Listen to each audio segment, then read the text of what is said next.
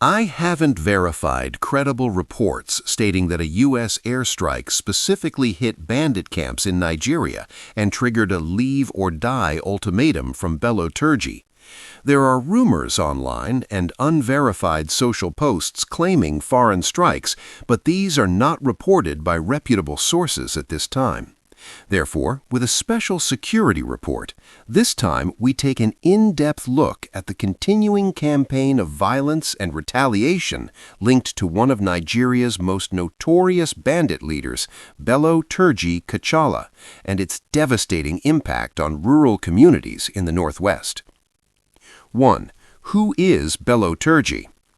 Bello Turji, also known as Bello Turji Kachala, is a well-known bandit commander and warlord operating primarily in Zamfara, Sokoto, and neighboring states of northern Nigeria.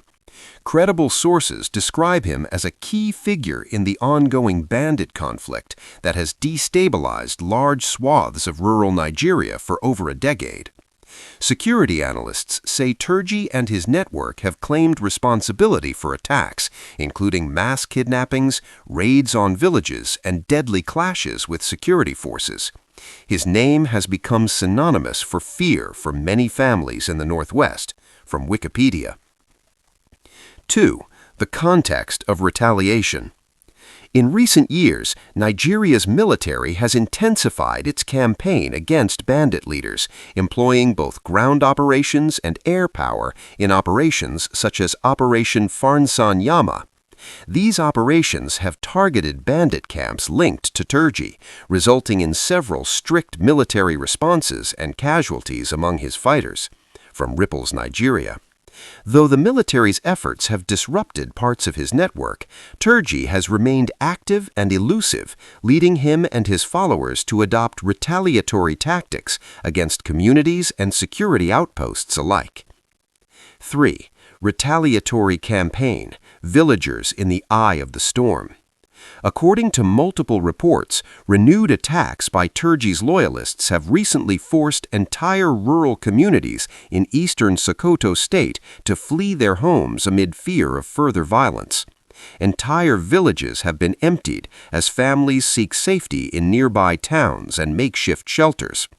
Tanyerid residents describe how their once quiet farmland communities have been overtaken by uncertainty. Quote, "We have lost everything. Homes, crops, and peace.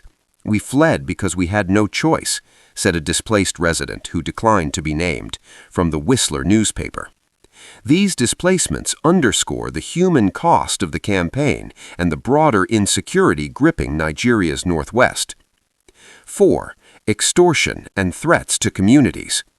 Beyond direct attacks, Turji has been reported to impose levies on entire communities, punishing villages where his fighters have been lost during military operations.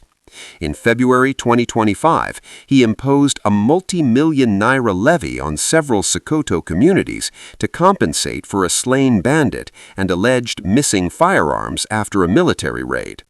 One lawmaker described the levy as both punitive and symbolic, a stark reminder of Turji's attempts to exert control over locals.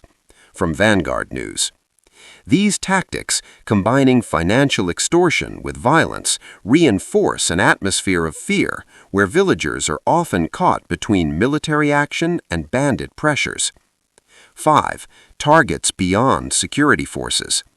Observers note Turji's animosity extends beyond Nigerian armed forces to civilians, especially certain ethnic groups he accuses of betrayal.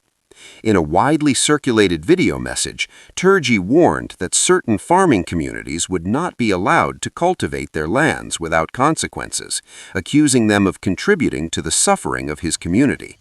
From AbujaPress.com. Statements like these, blending cultural grievances with threats, have further alarmed rural populations already living under the shadow of violence. 6. Impact on agriculture and livelihoods. For predominantly farming communities, ongoing threats have had massive economic impact. Fields lie fallow as fear keeps farmers away. Food production has dropped sharply. Displaced families incur rising costs for shelter, transport, and food. Public commentators say this is not merely a security problem, but a potential humanitarian crisis in the making if displaced farming families cannot return to their lands. The Whistler newspaper. 7. Community coping strategies. Some villages, unable to defend themselves, have pursued informal truces or survival agreements with Turji's network, allowing restricted access to farming land in exchange for non-reporting of bandit movements. Sources describe these truces as fragile, driven by fear and necessity rather than genuine peace. The Whistler newspaper. Analysts warn that while such arrangements may offer temporary relief, they risk entrenching bandit control over rural economies and undermining long-term stability. 8. Government and security responses. The Nigerian Defense Headquarters has repeatedly emphasized its commitment to restoring peace. Following military operations that neutralized some of Turji's fighters, including his son, senior defense officials have declared that Turji's days are numbered and that no safe haven remains for bandit commanders. Ripples, Nigeria. Yet, critics argue that military pressure alone cannot end the violence, and that sustained presence and community protection are essential to prevent cycles of retaliation. 9. Legal and humanitarian dimensions. Human rights groups have stressed that security operations must be paired with protection of civilians, respect for human rights, accountability for abuses, and support for displaced families.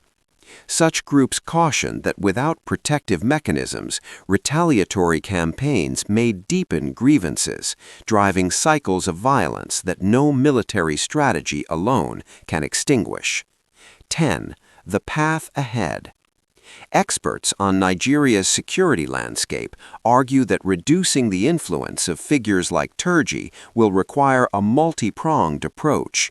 Continued security operations, strengthened community defense initiatives, economic support for affected areas, dialogue and conflict mitigation mechanisms. Only with a holistic strategy, they say, can displaced communities begin to rebuild their lives. Conclusion. The continuing campaign linked to Bello Turji serves as a stark reminder of the human cost of violent conflict, where ordinary families are caught between armed forces and bandit retaliation. As Nigeria grapples with complex security dynamics, the journey towards lasting stability remains fraught with challenges, but one that demands both courage and compassion. Comment what you think, like, and subscribe.